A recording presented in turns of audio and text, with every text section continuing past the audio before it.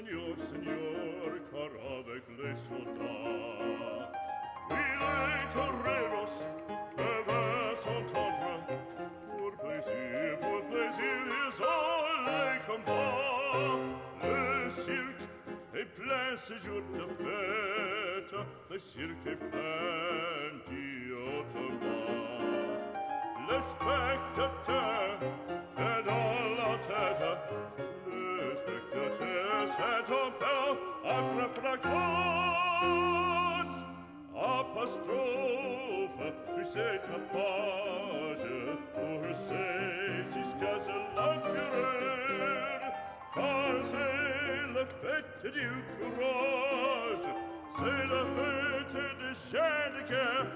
Allons, en garde, allons, allons, toréador, en garde, toréador, toréador. Et songe bien, oui, songe combattant, que le noir te regarde,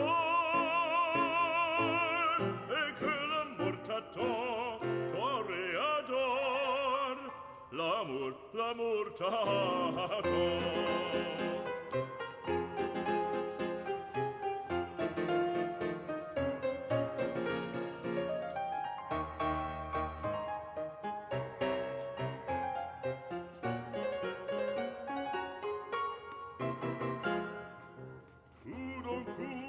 On fait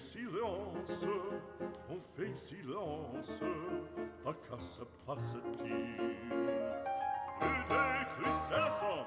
Et des cris le taureau se lance en bandissant auditorie.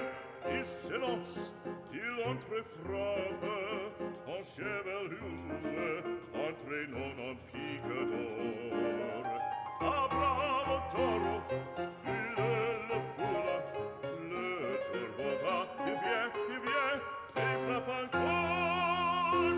secouant ses banderilles, plein de fureur il coule, le cirque est plein de sang.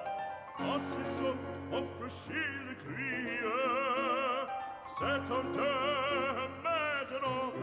Allons, en garde, allons, allons, toréador, en garde.